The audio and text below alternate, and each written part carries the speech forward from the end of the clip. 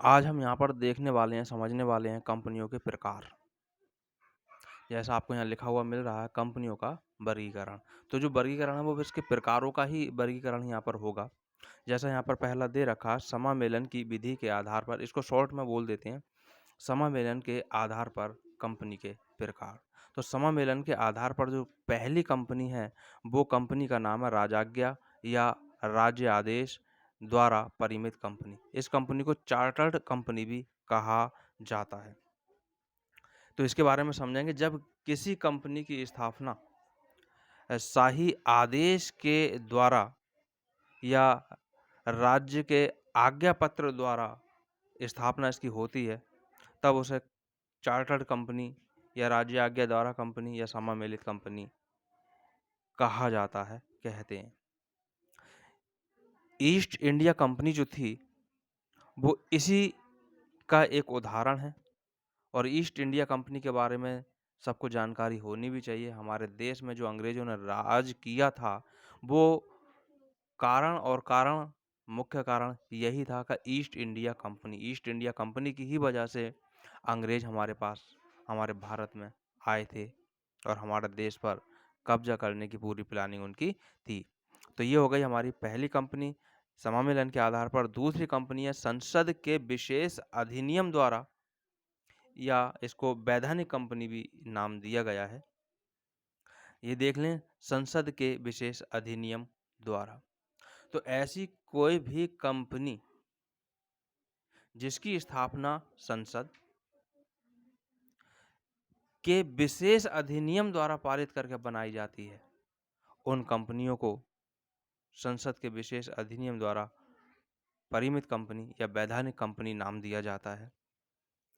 और इसका उदाहरण है हमारे पास भारतीय रिजर्व बैंक, भारतीय स्टेट बैंक, भारतीय औद्योगिक वित्त निगम, भारतीय जीवन बीमा निगम इत्यादि। इसके आधार पर तीसरी कंपनी है समामेलित या पंजीकृत कंपनी।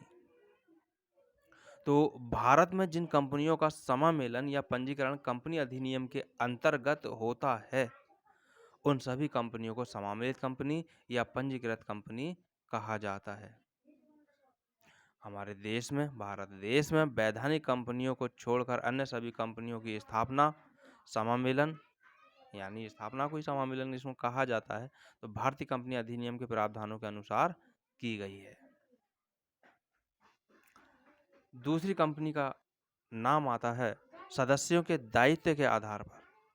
अब सदस्यों के दायित्व के आधार पर जो कंपनी है वो कितने प्रकार की है, देखें। सबसे पहली कंपनी यहाँ पर है सीमित दायित्व वाली कंपनी। सीमित दायित्व वाली कंपनी, जैसा आपको यहाँ दिख रहा है, सीमित दायित्व वाली कंपनी। तो ऐसी कंपनी जिनमें सदस्यों का जो दायित्व है उनके द्वारा लिए गए अंशों के अंकित मूल्य तक ही या उनके द्वारा दी गई गारंटी की राशि तक ही सीमित होता है, उसे सीमित दायित्व वाली कंपनी कहते हैं। और ऐसी कंपनी को अपने नाम के आगे लिमिटेड शब्द का लिखा जाता है, लगाया जाता है। इसको सीमित भी कहा जाता है, लिमिटेड को। जैसे टाटा मोटर्स लिमिटेड, ये एक लिमिटेड कंपनी है और सीमित दायित्व वाली कंपनी है। अब ये जो सीमित दायित्व वाली कंपनी है, ये भी हमारे पास दो प्रकार की कंपनी है। जिसमें पहली कंपनी है अंशों द्वारा परिमित या सीमित कंपनी। तो ऐसी कंपनी के सदस्यों का दायित्व जो है उनके द्वारा लिए गए अंशों के अंकित मूल्य तक ही सीमित होता है। व्यवहार में प्रत्येक अंशधारी का दायित्व उस राशि तक सीमित होता है जो उसके द्वारा लिए गए अंशों पर चुकाई नहीं गई है। यानी जैसे किसी अंशधारी ने 1 लाख के अंश खरीदे हैं, 70,000 भुगतान कर दिया, तो 30,000 तक ही कंपनी उससे और ले सकती है। केवल और केवल 1 लाख तक ही अंशधारी देगा। यह है सीमित दायित्व वाली कंपनी। दूसरी कंपनी है इसकी प्रतिभूतित या गारंटी द्वारा सीमित या परिमित कंपनी। तो इस प्रकार की कंपनी में प्रत्येक सदस्य का जो दायित्व उस राशि तक सीमित होता है जिसे कंपनी के सदस्य कंपनी का समापन होने की स्थिति में कंपनी के कोष में जमा करने का वचन देते हैं।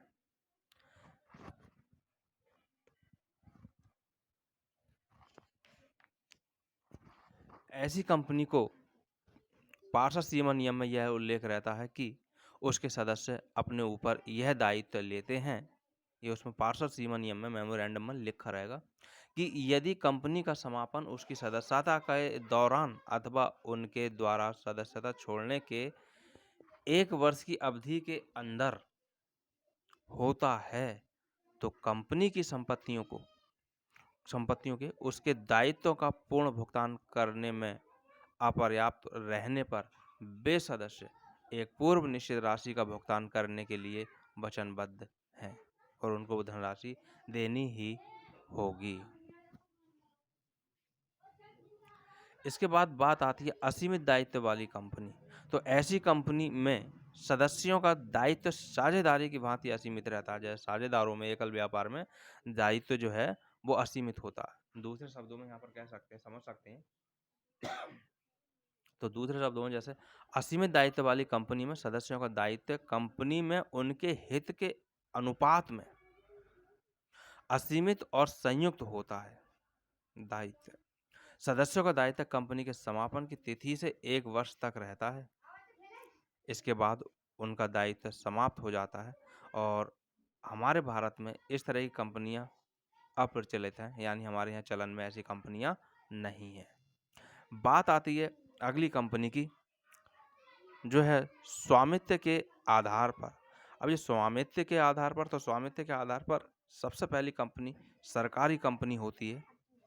सबसे पहले सरकारी कंपनी, जिसको गवर्नमेंट कंपनी कहा जाता है।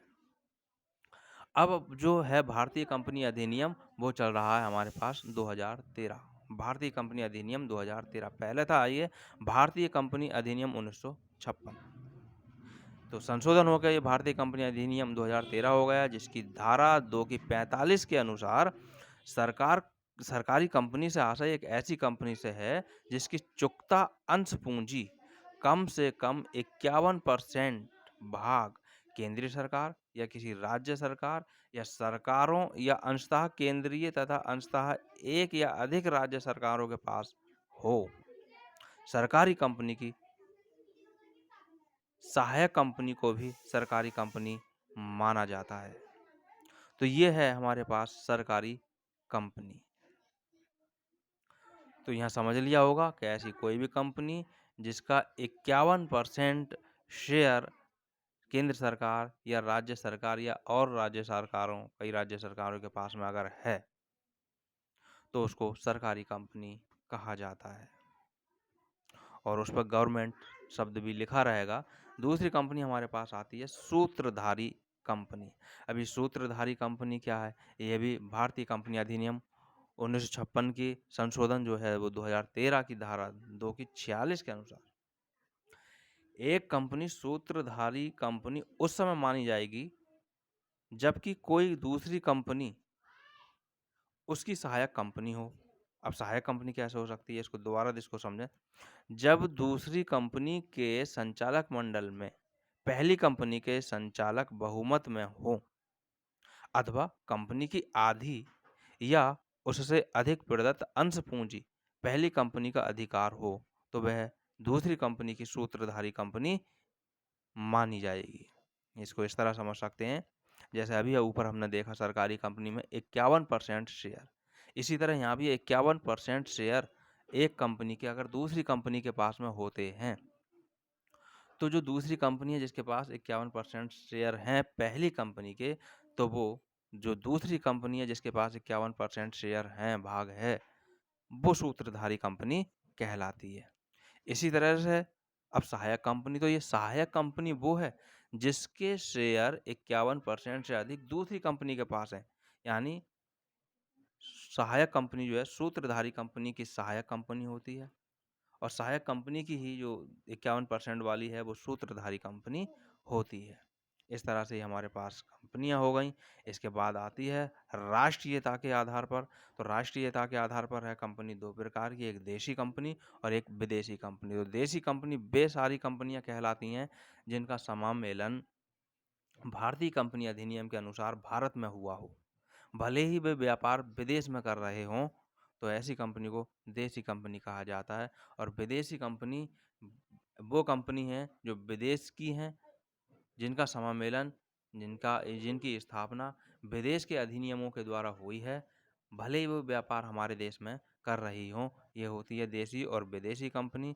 इसके बाद आती है अंशों के हस्तांतरणशीलता या जनहित के या जनता की रुचि के आधार पर कंपनी। ये कंपनियां 2 प्रकार की होती हैं और वो 2 प्रकार की कंपनियां निजी कंपनी और सार्वजनिक कंपनी। पहले हम निजी कंपनी की बात करेंगे।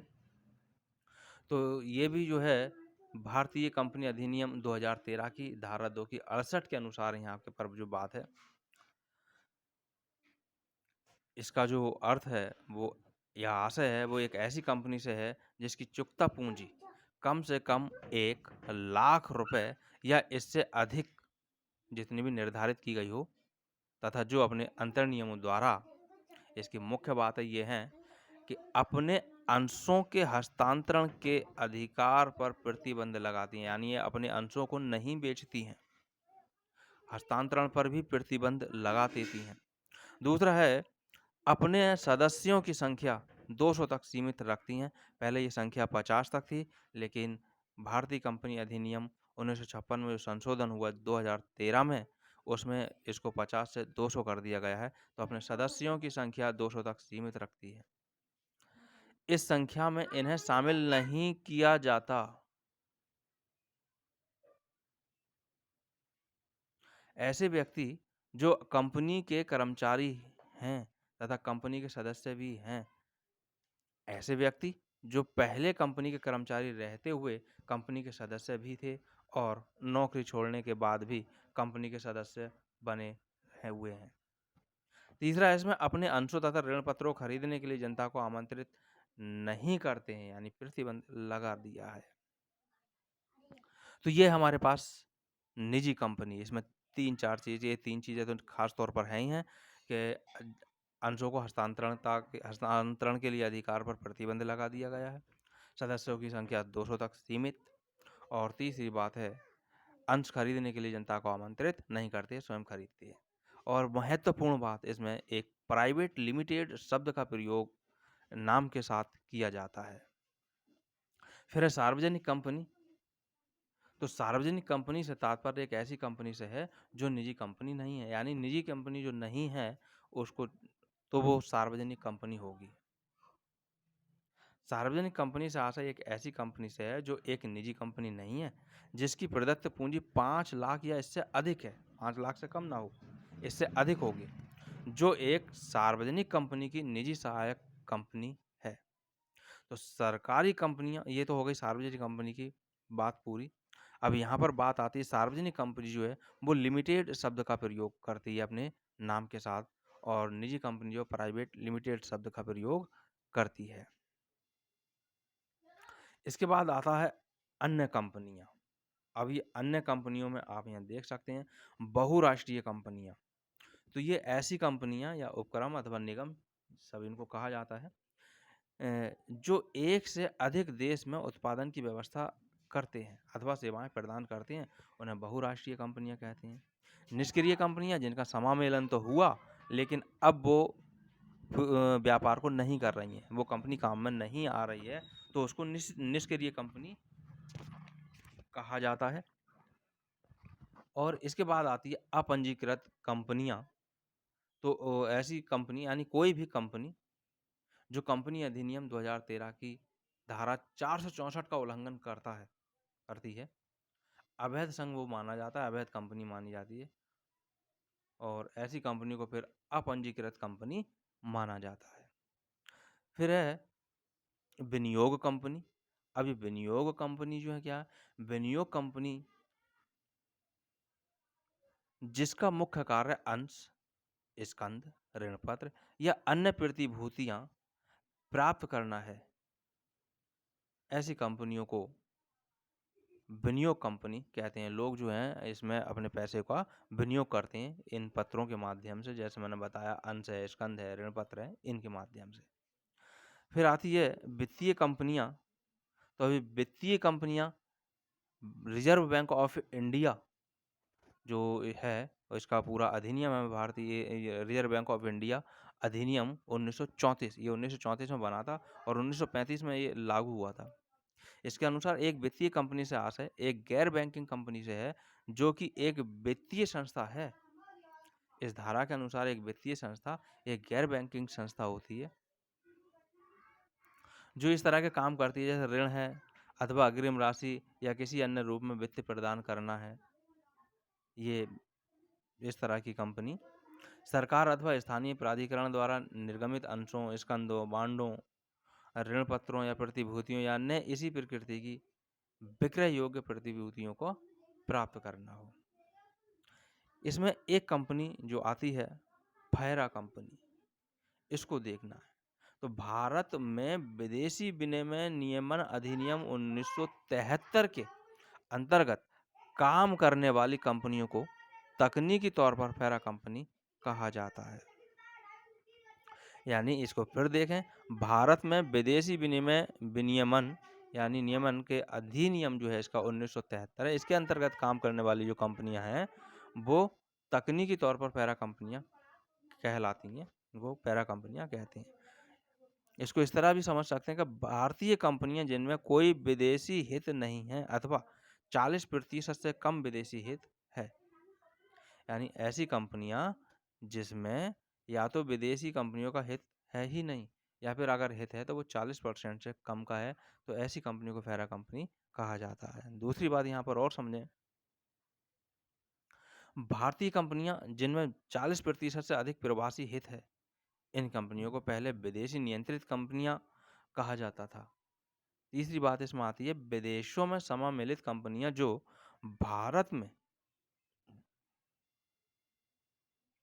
केवल व्यापार के संचालन के लिए पंजीकृत हैं। तो ऐसी जो कंपनियां हैं वो फैरा कंपनियां हैं।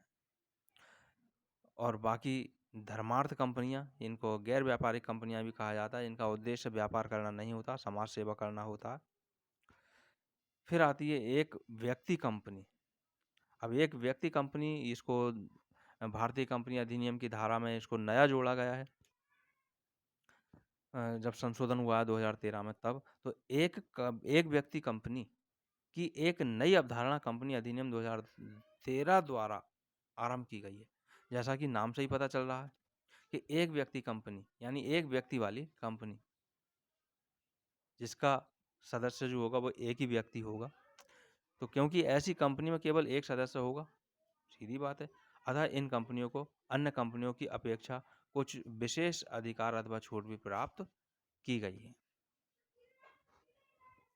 अब एक बात यहाँ पर, एक कंपनी आती है निधि।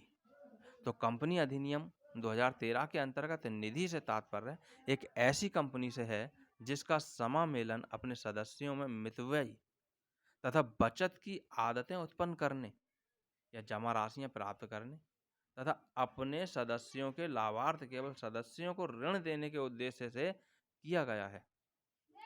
ऐसी कंपनी को निधि कंपनी कहा जाता है।